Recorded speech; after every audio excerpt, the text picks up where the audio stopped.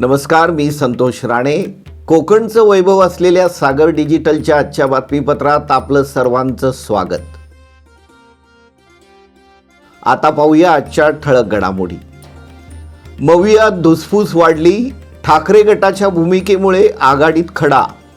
आंबेडकर राणे यांनी राऊत यांच्यावर साधला निशाणा.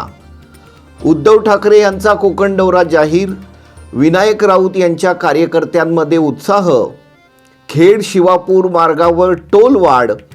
हलक्या वाहनांना भुर्दंड आणि शेकापच्या रणरागिणी मीनाक्षी पाटील यांचं निधन. आता पाहूया सविस्तर बातम्या. भाजप विरोधात राज्यात तयार झालेल्या महाविकास आघाडीतील मतभेद पुन्हा चव्हाट्यावर आले आहेत. वंचितच्या प्रकाश आंबेडकर यांनी ठाकरे गटाचे संजय राऊत यांच्यामुळे आघाडी होऊ शकली नसल्याचा आरोप केला आहे. तर भाजप नेते आणि आमदार नितेश राणे यांनी राऊत आणि ठाकरे यांच्यावर तोंडसूक घेतला आहे. भाजप विरोधात येत्या 2 दिवसात तिसरी आघाडी तयार होईल अशी घोषणा प्रकाश आंबेडकर यांनी पत्रकार परिषदेत केली. तर महाविकास आघाडीतील मतभेद संजय राऊत यांच्यामुळे झाल्याचंही ते म्हणाले.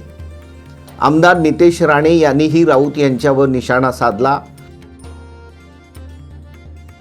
ठाकरे गटाचे नेते उद्धव ठाकरे यांचा कोकण दौरा जाहीर झाला आहे.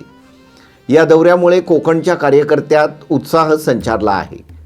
ठाकरे गटाचे रत्नागिरी सिंधुदुर्गचे उमेदवार विनायक राऊत यांना यामुळे कितपत लाभ होईल हे येत्या काळात दिसून येईल. लोकसभा निवडणुकीच्या प्रचाराला वेग येऊ लागला असून उद्धव ठाकरे 4 मे रोजी रत्नागिरी तर 5 मे रोजी सिंधुदुर्ग येथे प्रचारासाठी येत आहेत. ठाकरे यांचा हा दौरा राऊत यांना कितपत फायदेशीर ठरतो याबाबत दावे प्रतिदावे केले जात आहेत. उद्धव ठाकरे यांना आता कोकणात सहानुभूती मिळणार नसल्याचं विरोधकांचं म्हणणं आहे. खेड शिवापूर मार्गावर असलेल्या टोल दरात 2.5% वाढ झाली आहे. त्यामुळे हलक्या वाहनांसाठी 5 रुपये अधिक भुर्दंड बसणार आहे. याबाबत वाहन चालकात नाराजी व्यक्त होत आहे. येत्या 1 एप्रिलपासून देशभरातील टोल दरात फेरबदल करण्यात आले आहेत. त्या अंतर्गत कोकणातील खेड शिवापूर मार्गावर असलेल्या टोलच्या दरातही वाढ होणार आहे. देखभाल खर्च वाढल्याने तसंच शासकीय धोरणानुसार ही वाढ करण्यात आली आहे. त्याचा आर्थिक फटका वाहन चालकांना बसणार आहे. सागर डिजिटलवर बातमीपत्र सुरूच राहील, मात्र अल्पशा विश्रांतीनंतर. दैनिक सागर कोकणचे मुखपत्र. 6 दशकांची परंपरा, वस्तुनिष्ठ बातम्या, स्थानिक घडामोडी, मान्यवरांचे मनोगत, प्रासंगिक लेख आदींसह साहित्याची मेजवानी. आजच आपल्या नजीकच्या विक्रेत्याकडे सागरची मागणी करा. दैनिक सागर कोकणचे मुखपत्र. सागर डिजिटलच्या बातमीपत्रात आपलं पुन्हा स्वागत. राष्ट्रवादी काँग्रेस अजित पवार गटाने लोकसभा निवडणुकीसाठी जोरदार मोर्चे बांधणी सुरू केली आहे. बारामतीच्या संभाव्य उमेदवार सुनेत्रा पवार आणि रायगड मतदारसंघाचे उमेदवार सुनील तटकरे यांनी थोर निरूपणकार डॉक्टर आप्पासाहेब धर्माधिकारी यांची रेवदंडा येथील निवासस्थानी भेट घेतली, त्यांचे आशीर्वाद घेतले. यावेळी महिला व बाल विकास मंत्री आदिती तटकरे, माजी आमदार अनिकेत तटकरे यांच्यासह कार्यकर्ते मोठ्या संख्येने उपस्थित होते. समाज प्रबोधन आणि अध्यात्माच्या जोडीने समाजाला ज्ञानामृत देणाऱ्या आप्पासाहेब धर्माधिकारी यांच्या शुभ आशीर्वादाने कामसिद्धीस जाईल असा विश्वास सुनेत्रा पवार व तटकरे यांनी यावेळी व्यक्त केला. शेतकरी कामगार पक्षाच्या ज्येष्ठ नेत्या माजी राज्यमंत्री मीनाक्षी पाटील यांचं निधन झालं. त्या दीर्घकाळ आजारी होत्या. त्यांच्यावर पेझारी येथे शासकीय इतमामात अंत्यसंस्कार करण्यात आले.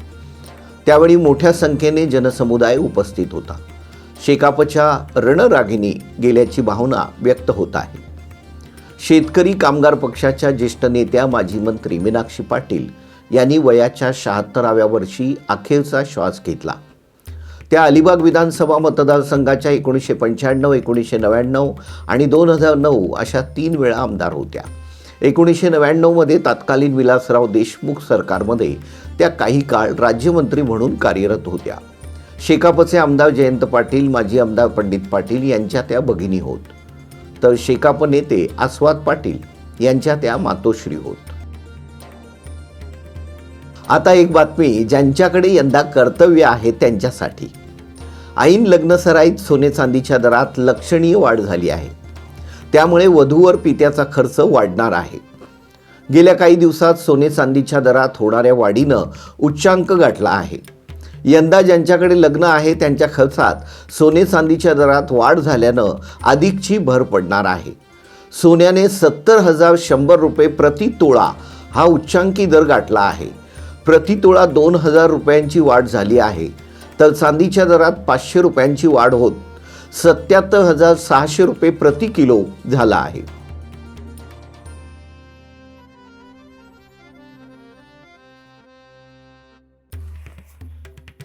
सण आणि संस्कृतीचा ठेवा असलेल्या कोकणात शिमगोत्सवानिमित्त विविध कार्यक्रमांचे आयोजन करण्यात येते. यंदा राजापूर शहरातील तिथवली येथील भराडीन देवीची घोड्यांची पालखी लक्षवेधी ठरली. त्याची ही झलक.